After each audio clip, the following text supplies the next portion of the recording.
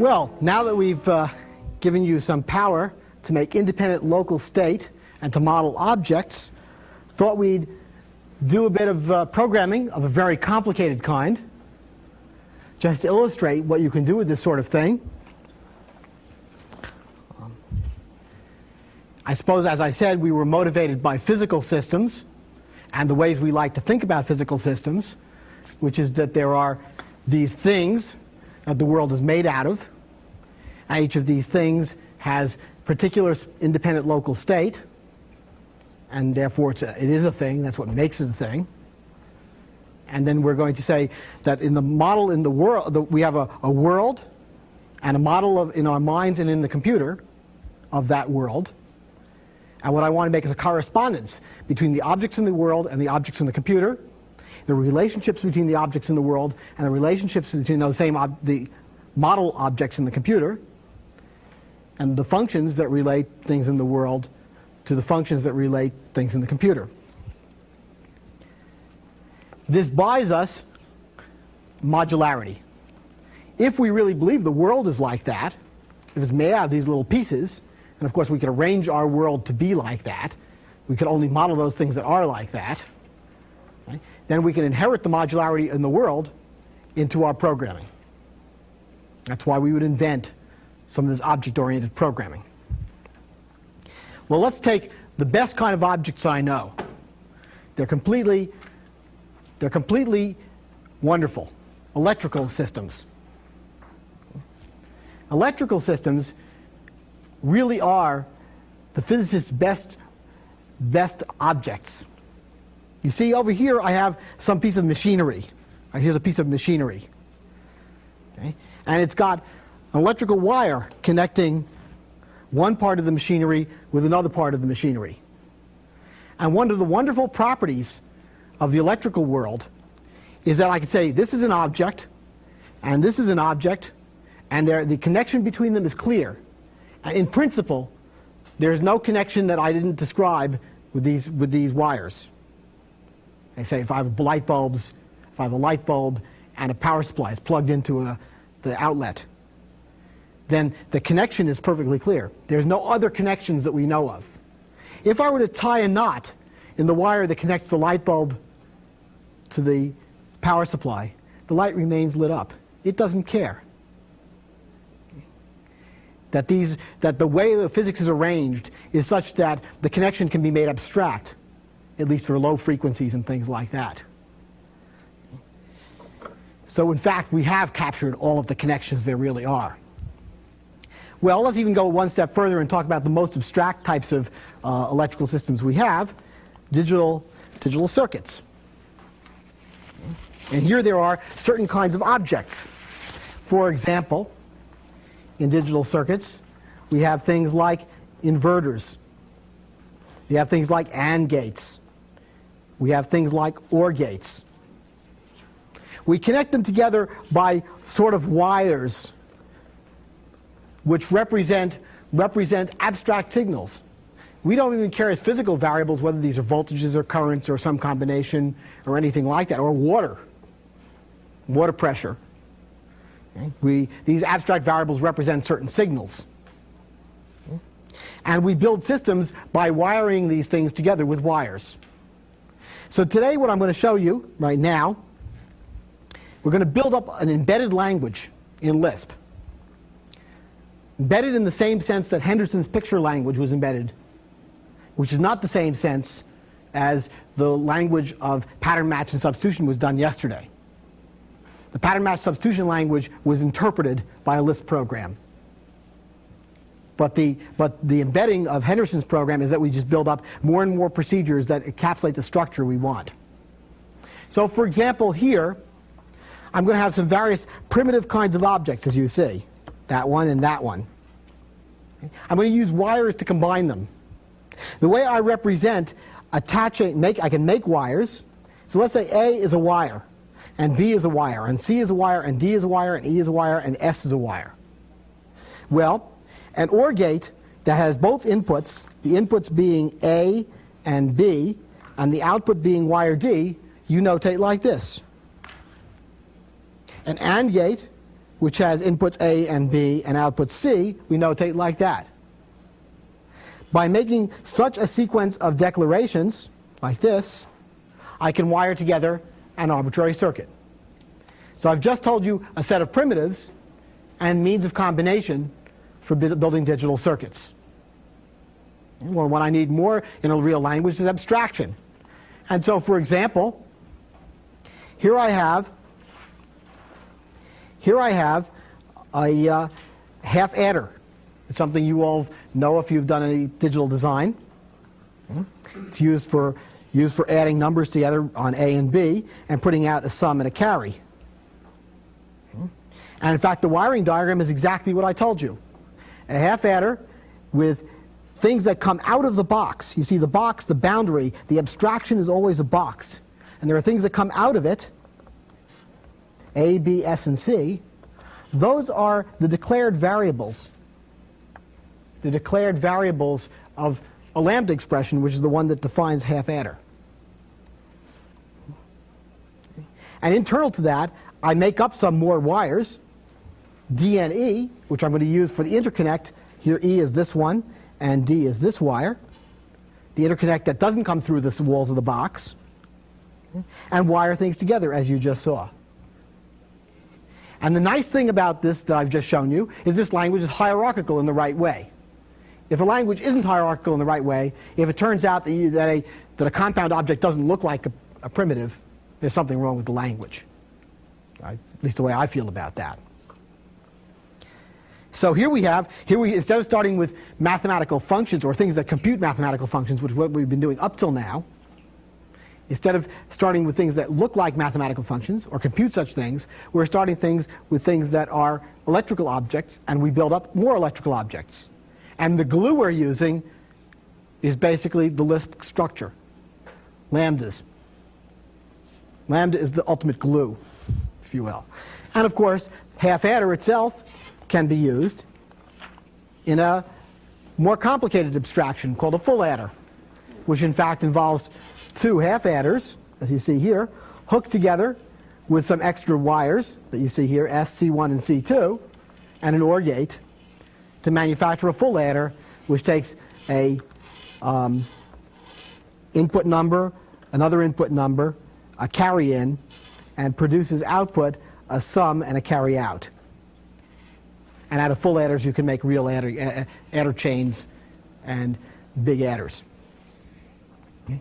So we have here a language so far that has primitives, means of combination, and means of abstraction. It's a real language. Now, how are we going to implement this? Well, let's do it easily. Let's look at the primitives. You see, the only problem is we have to implement the primitives. Nothing else has to be implemented, because we're picking up the means of combination and abstraction from Lisp. We're inheriting them in the embedding. Okay, so let's look at a particular primitive. An inverter is a nice one. Okay. Now, inverter has two wires coming in, an in and an out. Okay. And somehow, it's going to have to know what to do when a signal comes in. So somehow it's going to have to tell its input wire, and now we're going to talk about objects, and we're going to see this in a little more detail soon, but it's going to have to tell its input wire that when you change, tell me.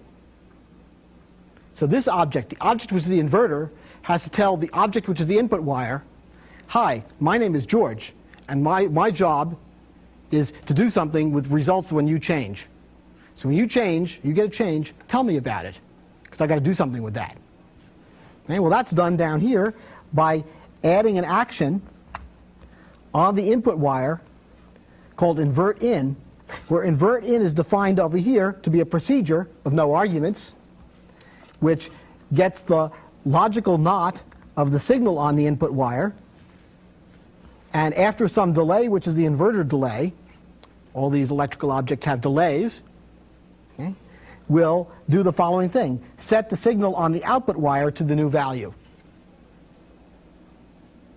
A very simple program. Now you have to imagine that the output wire has to be sensitive and know that when its signal changes, it may have to tell other guys, hey, wake up. My value has changed.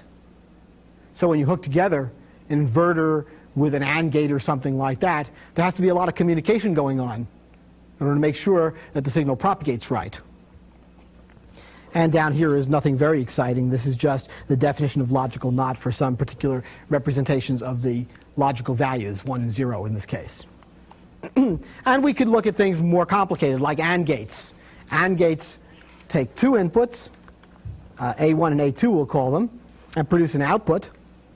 But the structure of the AND gate is identical to the one we just saw. There's one called an AND action procedure that's defined, which is the thing that gets called when an input is changed. And what it does, of course, is nothing more than compute the logical AND of the signals on the inputs, and after some delay, called the AND gate delay, calls this procedure, which sets a signal on the output to a new value. Now, how I implement these things is all wishful thinking. As you see here, I have an assignment operation. It's not set. It's a derived assignment operation in the same way we had functions that were derived from Car and Cutter. Okay? So I, by convention, label that with an exclamation point. And over here, you see there's an add action, which is to inform the wire called A1 locally in this AND gate to call the AND action procedure when it gets changed, and the wire A2 to call the AND action procedure when it gets changed. It's all very simple. Well, let's talk a little bit about this communication that must occur between these various parts. Suppose, for example, I have a very simple circuit which contains an AND with wires A and B, and that connects through a wire called C to an inverter which has a wire output called D. What are the computations? Here's the physical world. It's an abstraction of the physical world. You know, I can buy these out of little pieces that you get at Radio Shack for a few cents. And there are boxes that act like this, which have little numbers on them like LS04 or something. Now, supposing I were to try to say what's the computational model. What is the thing that corresponds to that part of reality in the mind of us and in the computer? Okay. Well, I have to assign for every object in the world an object in the computer, and for every relationship in the world between them, a relationship in the computer. That's my goal. So let's do that. Well, I have some sort of thing called the signal A. This is A. It's a signal. And it's a cloudy thing like that. And I have another one down here, which we're going to call B. It's another signal. Now this signal, these two signals are somehow going to have to hook together into a box, let's call it this, which is the AND gate action procedure. That's the AND gate's action procedure.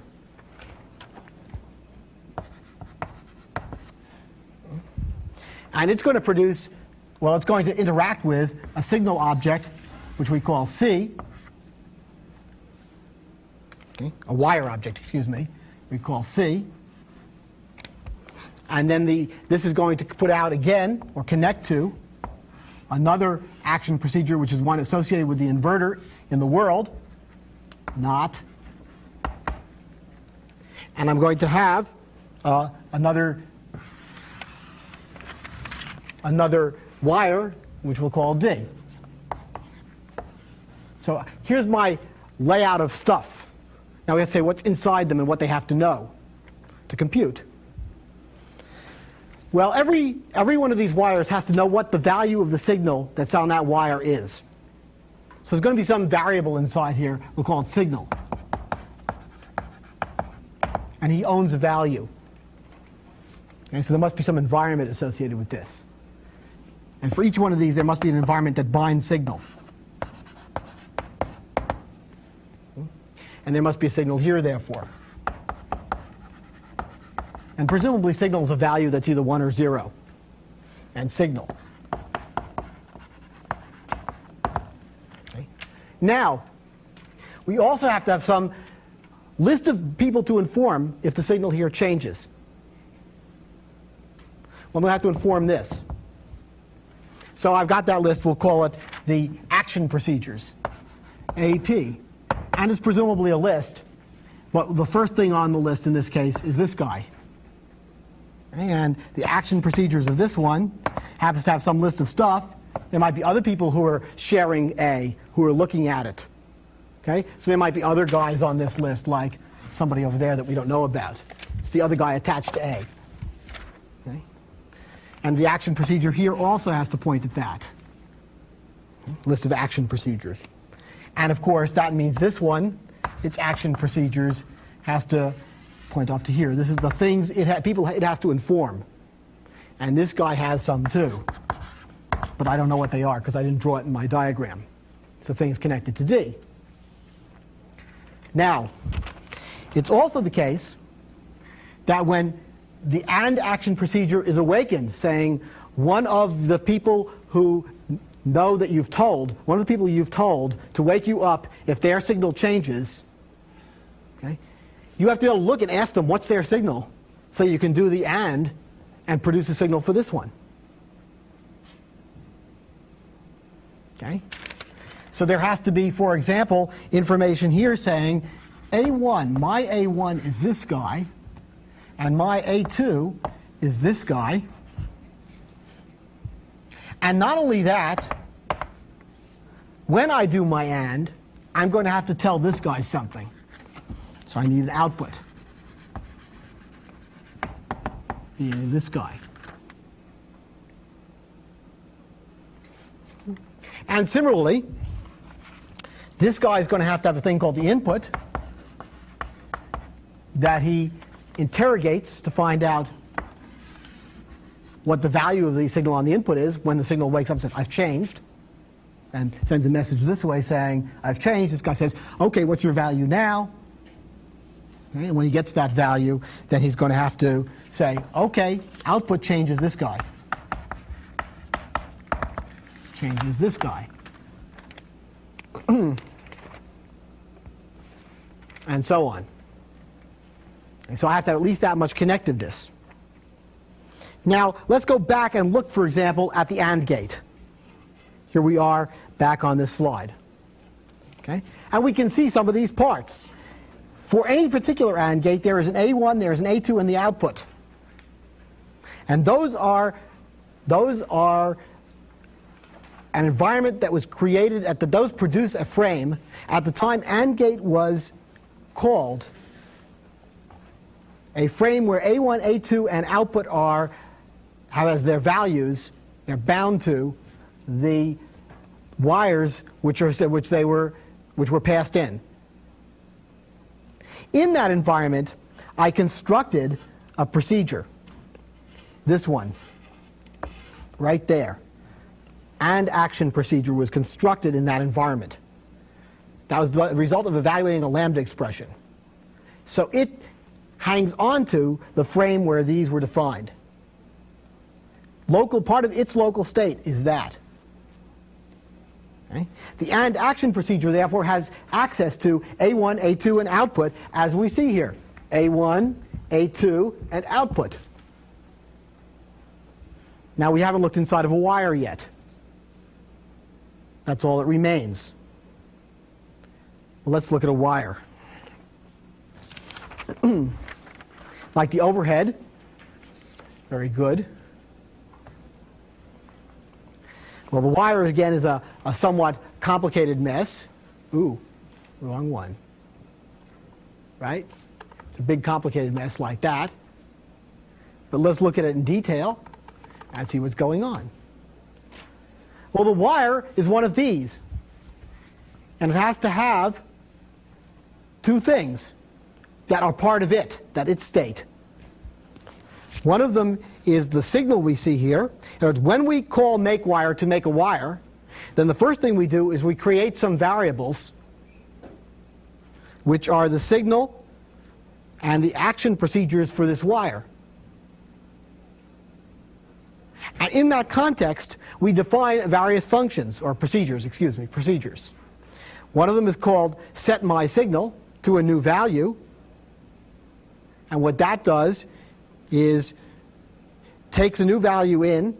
If that's equal to my current value of my signal, I'm done. Otherwise, I set the signal to the new value and call each of the action procedures that I've been what's the right word? That I've been introduced to. I get introduced when the AND gate was applied to me by add action procedure at the bottom.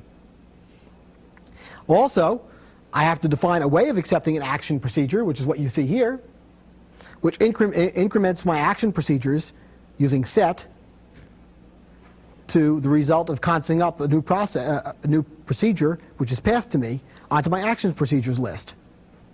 And for technical reasons, I have to call that procedure once. I'm not going to tell you anything about that. That has to do with event-driven simulations and getting them started, okay, which takes a little bit of thinking.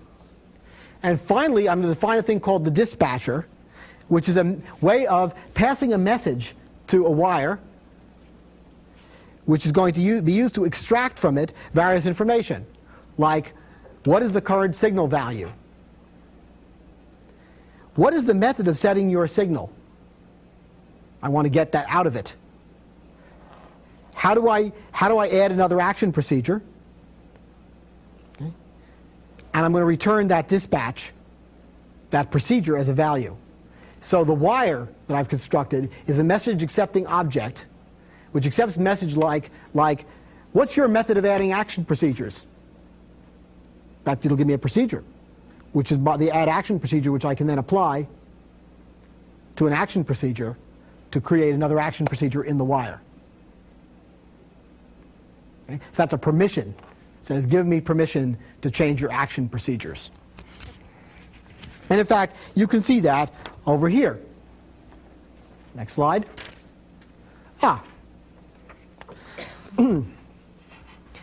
This is nothing very interesting. The call each of the action procedures is just a cuttering down a list, and I'm not going to even talk about that anymore. We're too advanced for that.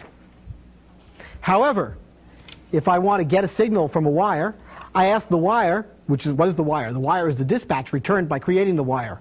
It's a procedure. I call that dispatch on the message get signal, and what I should expect to get is a method of getting a signal. Or actually, I get the signal. If I want to set a signal, okay, I want to change a signal, then what I'm going to do is take a wire as an argument and a new value for the signal. I'm going to ask the wire for permission to set its signal and use that permission, which is a procedure, on the new value. And if we go back to the overhead here, okay, thank you. If we go back to the overhead here, we see that if I ask for the method of setting the signal, that's over here. It's set my signal, a procedure that's defined inside the wire, which if we look over here, is the thing that says set my internal value called the signal, my internal variable, which is the signal, okay, to the new value, which is passed to me as an argument, and then call each of the action procedures, waking them up. Very simple. Okay, going back to that slide, we also have the one last thing, which I suppose now you can easily work out for yourself, is the way you add an action. You take a wire, and an action procedure, and I ask the wire for permission to add an action. Getting that permission, I use that permission to give it an action procedure. So that's a real object. There's a few more details about this. For example, how am I going to control this thing? How do I do these delays? Okay, let's look at that for a second. Next one here. Let's see. We know when we looked at the AND gate or the NOT gate that when a signal changed on the input, there was a delay. And then it was going to call a procedure which is going to change the output. Well, how are we going to do this? We're going to make up some mechanism, a fairly complicated mechanism at that, which we're going to have to be very careful about. But after a delay, we're going to do an action. A delay is a number, and an action is a procedure. What that's going to be is they're going to have a special structure called an agenda, which is a thing that organizes time and actions. I'm going to see that in a while. I don't want to get into that right now. But the agenda has a moment at which something happens. We're setting up for later, at some moment, which is the sum of the time, which is the delay time plus the current time that the agenda thinks things is now. Okay? We're going to set up to do this action and add that to the agenda. And the way this machine will now run is very simple. We have a thing called propagate, which is the way things run. If the agenda is empty, we're done, if there's nothing more to be done. Otherwise, we're going to take the first item off the agenda, and that's a procedure of no arguments. So that we can see extra parentheses here. We call that on no arguments. That takes the action. Then we remove that first item from the agenda, and we go around the propagation loop. So that's the overall structure of this thing. Now there's a few other things we can look at, and then we're going to look into the agenda a little while from now. May I have the overhead again? Well, in order to set this thing going, I just want to show you some behavior out of this simulator. By the way, you may think this simulator is very simple, and probably too simple to be useful. The fact of the matter is that this simulator has been used to manufacture a fairly large computer. Okay, so this is a real live example. Actually, not exactly this simulator, because I'll tell you the difference. The difference is that there were many more different kinds of primitives. There's not just the word inverter or AND gate. There were things like edge-triggered flip-flops and latches, right? Transparent latches and adders and things like that. And the difficulty with that is that there's pages and pages of the definitions of all these primitives with numbers like LSO4. And then there's many more parameters of them it's not just one delay. There's things like setup times and hold times and all that. But with the exception of that part of the complexity, the structure of the simulator that we use for building a real computer that works is exactly what you're seeing here. Well, in any case, what we have here is a few simple things, like there's inverter delays being set up and making a new agenda, and then we can make some inputs, okay, and as input 1, input 2, a sum and a carry, which are wires. I'm going to put a special kind of object called a probe onto some of the wires, onto sum and onto carry. Okay? A probe is an object that has the property that when you change a wire it's attached to, it types out a message. It's an easy thing to do. And then once we have that, of course, when you put the probe on, the first thing it does, it says the current value of the sum at time 0 is 0. And because I've just noticed it. And the value of the carry at time 0, this is the time, is 0. And then we go off and we build some structure. Like we can build a structure here that says we have a half adder on input 1, input 2, sum and carry, and we're going to set the signal on input 1 to 1. We do some propagation. At time 8, which you could see going through this thing if you wanted to, the new value of sum became 1, and the thing says I'm done. That wasn't very interesting. But we could set some more signals, like we set signal on input 2 to be 1, and at that time if we propagate, then it carried at 11, the carry becomes 1, and at 16, the sum's new value becomes 0. And you might want to work out that if you like about the digital circuitry. It's true and it works, and it's not very interesting, but that's the kind of behavior we get out of this thing.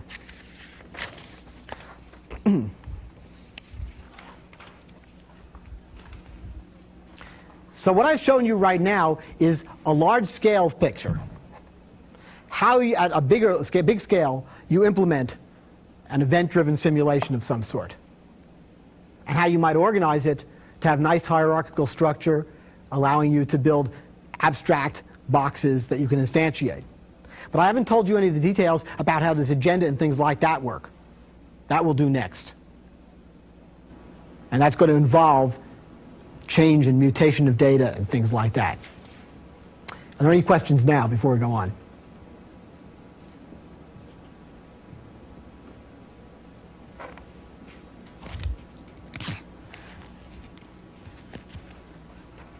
Thank you. Let's take a break.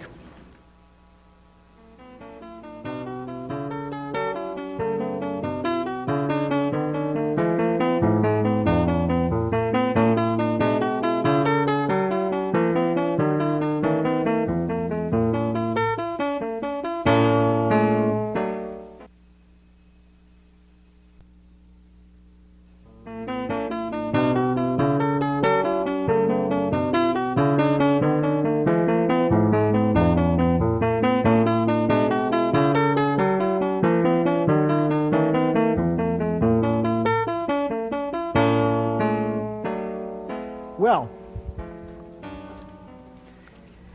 we've been making a simulation, and the simulation is an event-driven simulation where the objects in the world are the objects in the computer, and the changes of state that are happening in the world in time are organized to be time in the computer.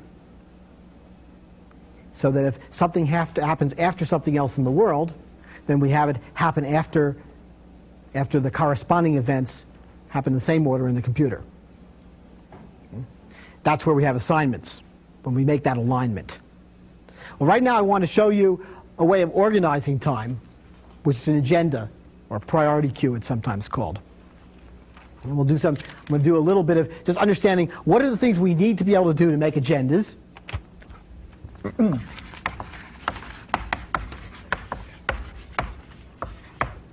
And so what we're going to have are, right now I'm here, we're going to write down a bunch of primitive operations for manipulating agendas. Okay? But I'm not going to show you the code for them because they're all very simple, and you've got listings of all that anyway. So what do we have? We have things like make agenda,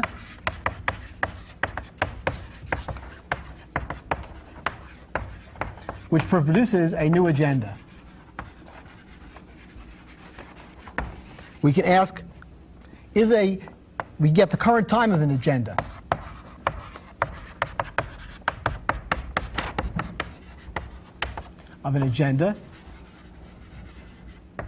Which gives me a number, a time. We can ask whether an agenda is empty. Empty agenda.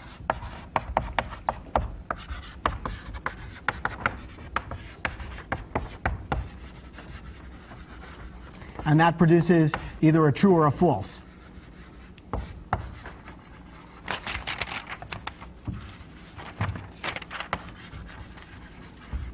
Okay. We can add an object to an agenda.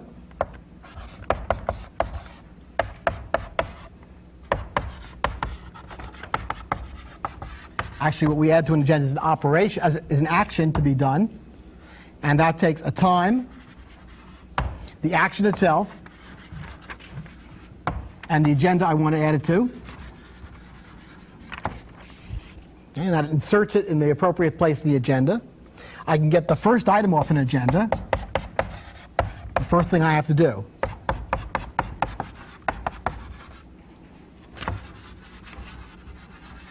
Which is going to give me an action. And I can remove the first item from an agenda. That's what I have to be able to do with agendas. That is a big, complicated mess.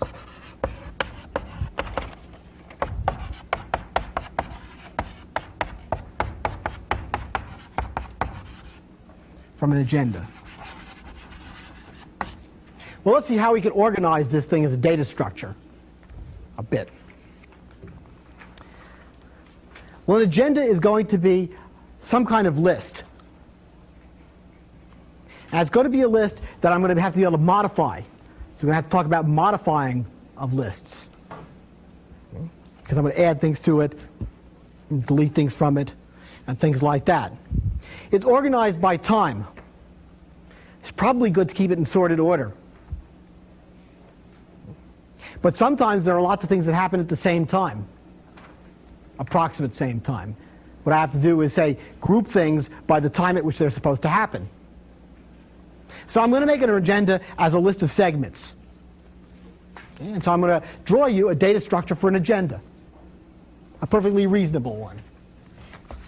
Here's an agenda. It's a thing that begins with a name. I'm going to do it right now out of list structure. It's got a header. There's a reason for the header. We're going to see the reason soon. Okay. And it will have a segment. It will be a list of segments. Supposing this agenda has 2 segments, okay, they're the cars, successive cars of this list. Each segment is going to have a time, say, for example, 10. This says that the things that happen in this segment are at time 10. And what I'm going to have in here is another data structure, which I'm not going to describe, which is a queue of things to do at time 10. It's a queue, and we'll talk about that in a second. But abstractly, the queue is just a list of things to do at a particular time, and I add things to a queue. This is a queue. There's a time. There's a segment. Now I may have another segment in this agenda. Supposing this is stuff that happens at time 30. It has, of course, another queue of things that are queued up to be done at time 30. Well, there are various things I have to be able to do to an agenda. Supposing I want to add to an agenda another thing to be done at time 10. Well, that's not very hard. I'm going to walk down here looking for the segment of time 10. It is possible that there is no segment of time 10. We'll cover that case in a second. But if I find a segment at time 10, then if I want to add another thing to be done at time 10, I just increase that queue. Just increase isn't such an obvious idea. But I increase the things to be done at that time. Now, supposing I want to add something to be done at time 20. There's no segment for time 20. I'm going to have to create a new segment. I want my time 20 segment to exist between time 10 and time 30. Well, that takes a little work. I'm going to have to do a cons. I'm going to have to make a new element of the agenda list of segments. I'm going to have to change. Here's change. I'm going to have to change the cdr of the agenda to point at a new cons of the new segment and the cdr of the cdr of the cdr of the agenda. The cdr. Okay. And this is going to have a new segment now of time 20 with its own queue, which now has one element in it. If I wanted to add something at the end, I'm going to have to replace the cdr of this list with something. I'm going to have to change that piece of data structure. So I'm going to need new primitives for doing this. But I'm going to show you why I need them. And finally, if I wanted to add a thing to be done at time 5, I'm going to have to change this one, because I'm going to have to add it in over here, which is why I planned ahead and had a header cell which has a place. If I'm going to change things, I have to have places for the change. Okay? I have to have a place to make the change. If I remove things from the agenda, that's not so hard. Removing them from the beginning is pretty easy, which is the only case I have. I can go looking for the first segment. I see if it has a non-empty queue. If it has a non-empty queue, well, I'm going to delete one element from the queue, like that. If the queue ever becomes empty, then I have to delete the whole segment, and then this changes to point to here. Okay. So there's quite a complicated data structure manipulation going on, the details of which are not really very exciting. Now let's talk about queues. They're similar, because each of these agendas has a queue in it. What's a queue? Queue is going to have the following primitive operations. To make a queue,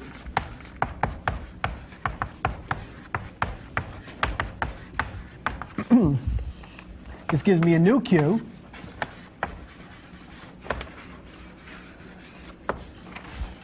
I'm going to have to be able to insert into a queue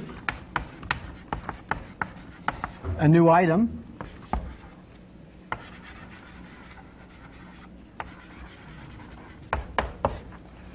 I'm going to have to be able to delete from a queue the first item in the queue.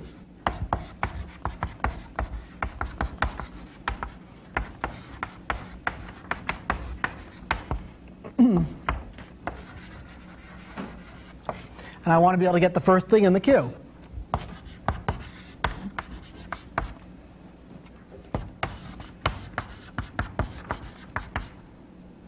From some queue. I also have to be able to test whether a queue is empty.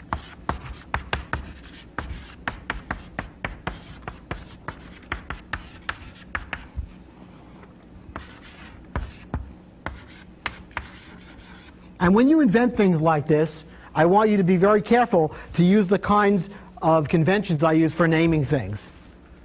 Notice that I'm careful to say these change something and that tests it. And presumably I did the same thing over here.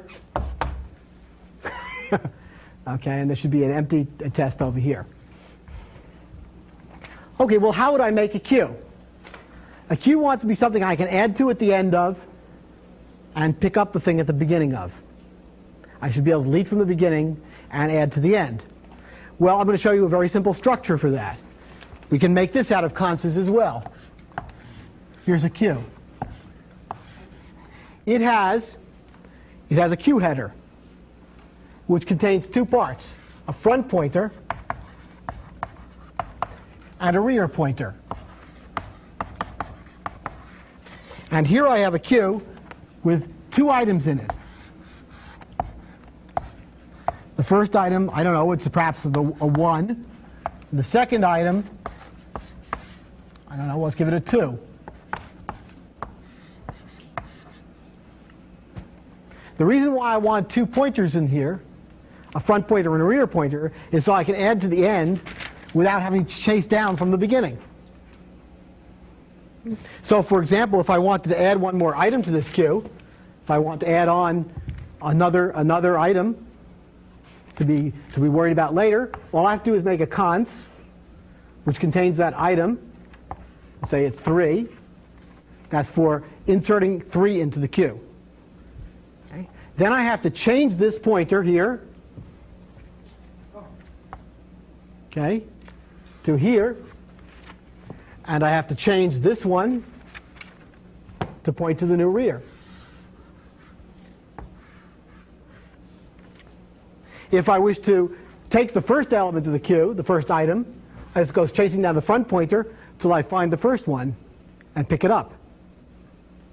If I wish to delete the first item from the queue, delete queue, all I do is move the front pointer along this way. The new front of the queue is now this. So queues are very simple too. So what you've seen now is that I need a certain number of new primitive operations. I'm going to give them some names, and then we're going to look into how they work and how they're used.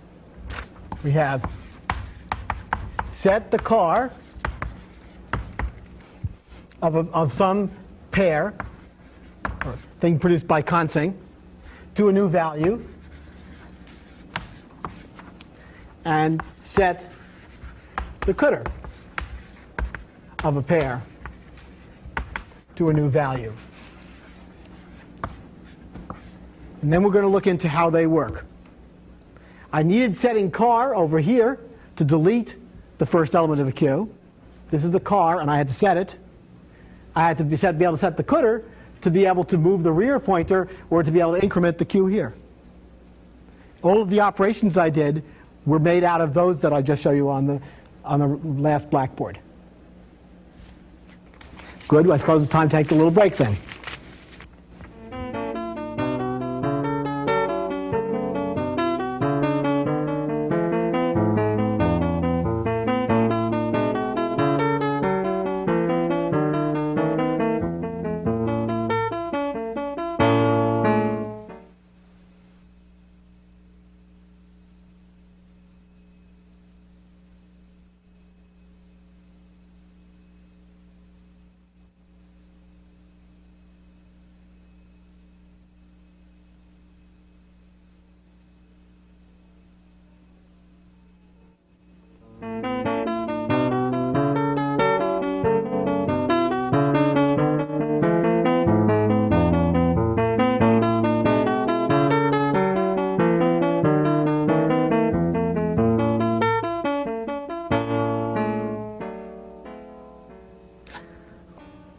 When we originally introduced pairs made out of consts, made by consts, we only said a few axioms about them, which were of the form, what were they?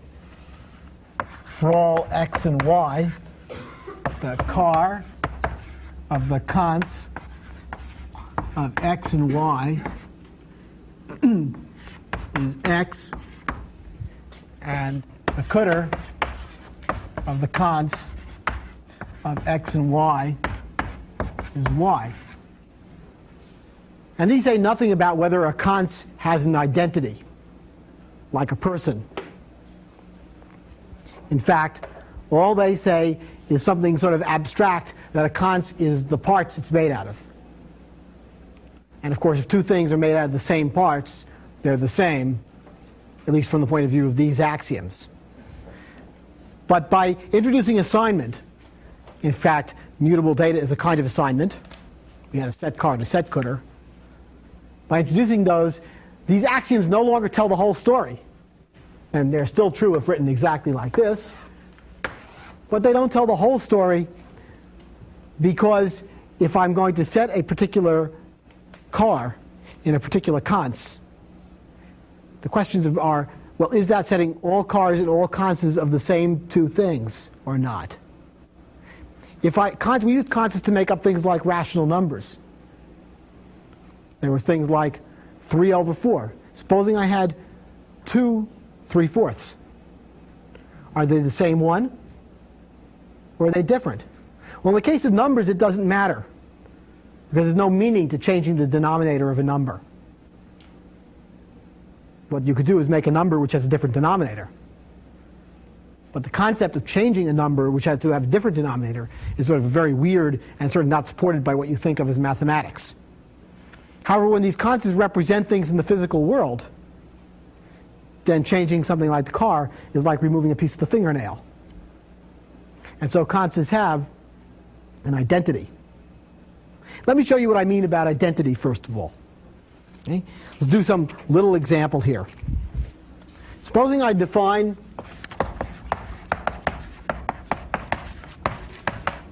A to be the const of 1 and 2.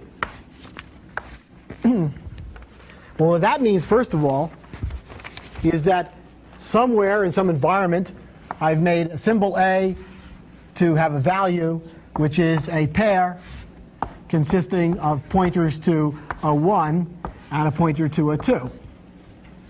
Just like that. Now, supposing I also say, define B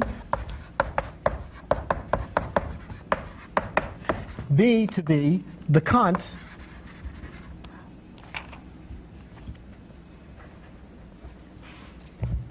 doesn't matter, but I like it better. It's prettier. Of A and A. Okay.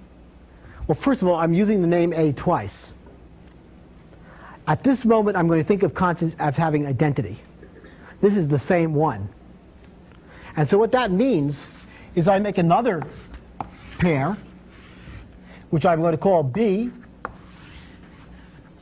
and it contains 2 pointers to A. At this point, I have 3 names for this object. A is its name, the car of B is its name, and the cutter of B is its name. It has several aliases, they're called. Now supposing I do something like set the car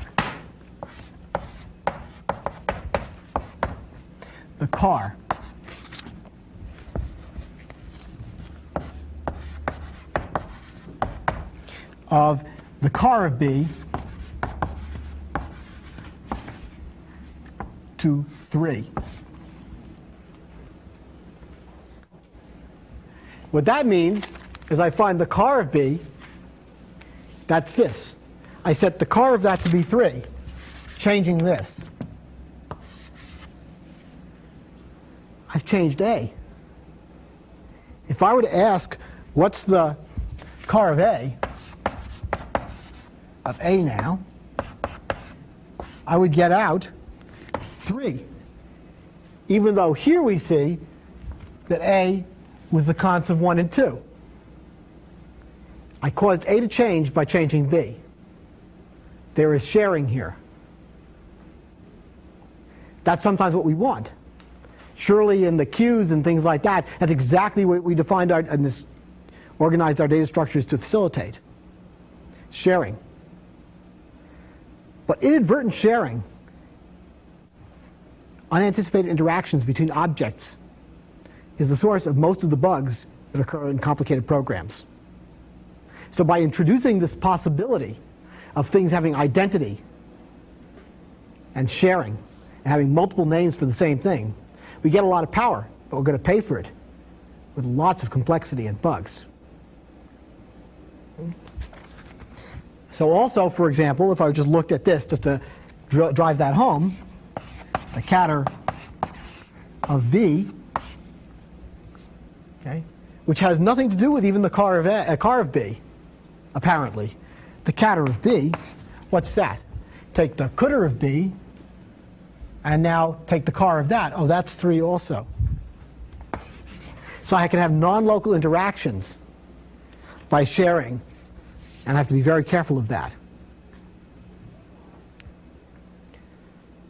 Well, so far, of course, it seems I've introduced several different assignment operators. Set car, set cutter. Well, maybe I just get rid of set car and set cutter. Maybe they're not worthwhile. Well, the answer is that once you let the camel's nose into the tent, the rest of him follows. Okay? All I have to have is set, and I can make all of the bad things that can happen. Okay? Let's play with that a little bit. A couple of days ago, when we introduced compound data, you saw Hal show you a definition of const in terms of a message acceptor. I'm going to show you even more horrible thing. A definition of const in terms of nothing but air. Hot air. What it is the definition of const of the old functional kind in terms of purely lambda expressions. Procedures. Because I'm going to then modify this definition to get assignment to be only one kind of assignment. To get rid of the set car and set cutter in terms of set. So what if I define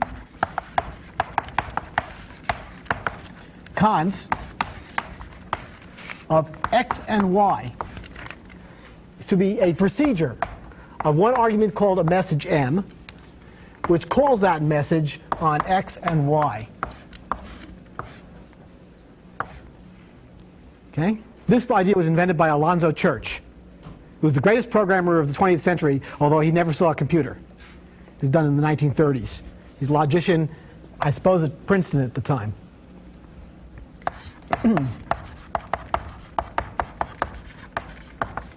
Define car of x to be the result of applying x to that procedure of two arguments, a and d, which selects A.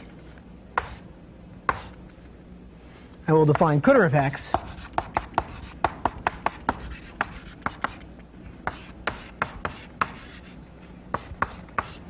to be that procedure to be the result of applying x to that procedure of A and D, which selects D.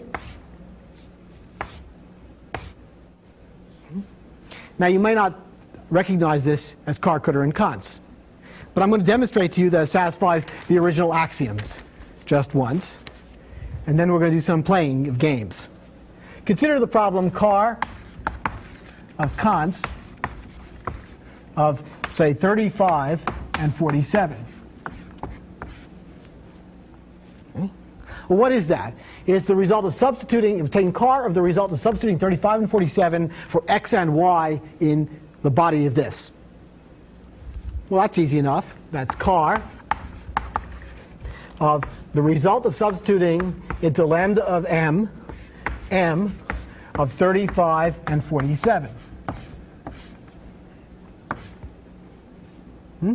Well, what this is the result of substituting this object for x in the body of that. So that's just lambda of m. That's substituted. That's because this object is being substituted for x, which is at the beginning of a list.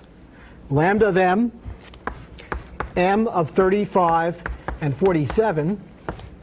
Okay. Applied to that procedure of A and D, which gives me A. Oh, but that's the result of substituting this for m here. Okay, so that's the same thing as lambda of A, D, A, applied to 35 and 47. Oh, that's 35. That's substituting 35 for A and 47 for D in A. So I don't need any data at all, not even numbers. Okay? This is Alonzo Church's hack.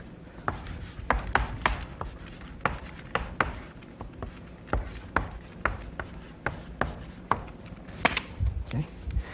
Well, now, we're going to do something nasty to him.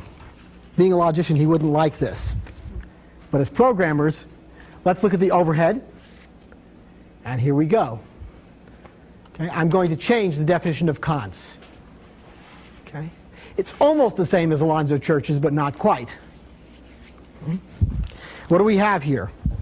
The Kant's of two arguments, x and y, is going to be that procedure of one argument m, which applies m to x and y as before, but also to two permissions. The permission to set x to n, and the permission to set y to n, given that I have an n. Okay. So besides the things that I had here in Church's definition, what I have is that the thing that Kant's returns will apply its argument to not just the values of the x and y that the Kant's is made of, but also permissions to set x and y to new values. Now, of course, just as before, Carr is exactly the same. The Carr of x is nothing more than applying x, as in Church's definition, to a procedure, in this case, of 4 arguments, which selects out the first one. And just as we did before, okay, that will be the value of x that was contained in the procedure, which is the result of evaluating this lambda expression in the environment where x and y are defined over here. That's the value of Kant's.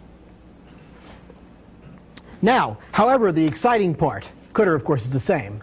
The exciting part, set Carr and set Coulter. Well, they're nothing very complicated anymore.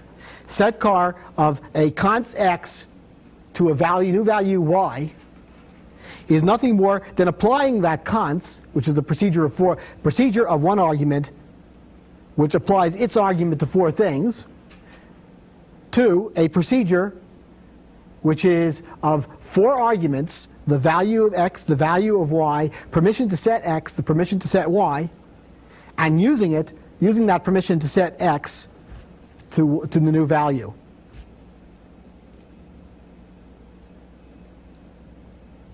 And similarly, setcooter is the same thing. So what you've just seen is that I didn't introduce any new primitives at all. Whether or not I want to implement it this way is a matter of engineering. And the answer is, of course, I don't implement it this way for reasons that have to do with engineering. However, in principle, logically, once I introduced one assignment operator, I've introduced them all.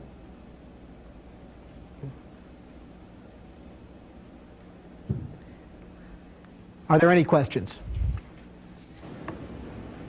Yes, David. I can follow you up until you get, I follow all of that, but when we bring in the permissions, defining cons in terms of the lambda n, I don't follow where n gets passed. Oh, I'm sorry, I'll show you. Okay, let's follow it. Of course, we could do it on the blackboard.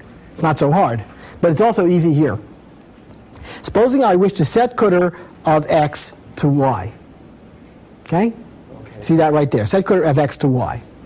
X is presumably a cons, a thing resulting from evaluating cons. Right? Therefore, x comes from a place over here. Okay? That x is of the result of evaluating this lambda expression. Right. Right? That when I evaluated that lambda expression, I evaluated it in an environment where the arguments to cons were defined. That means that as free variables in this lambda expression, there are in the frame which is the parent frame of this lambda expression, of the procedure resulting from this lambda expression, x and y have places, and it is possible to set them. I set them to an n which is the argument of the permission. The permission is a procedure which is passed to m, which is the argument that the cons object gets passed. Now let's go back here in the setcooter. The cons object, which is the first argument of setcooter, gets passed an argument. That is a procedure of four things, indeed, because that's the same thing as this m over here, which is applied to four objects. The object over here, SD, is in fact this permission. When I use SD, I apply it to y, right there. So that comes from this. So what do you... So the n, so just want to finish that. The n that was here is the y which is here. Okay? How's that? Right. Okay. Now when you do a set cooter, x is the value the cooter is going to become. The x over here. I'm sorry, that's not true. The x is the set cooter has two arguments. The cons I'm changing, and the value I'm changing it to. So you have them backwards. Okay. Okay. That's all. Are there any other questions? Well, thank you. It's time for lunch.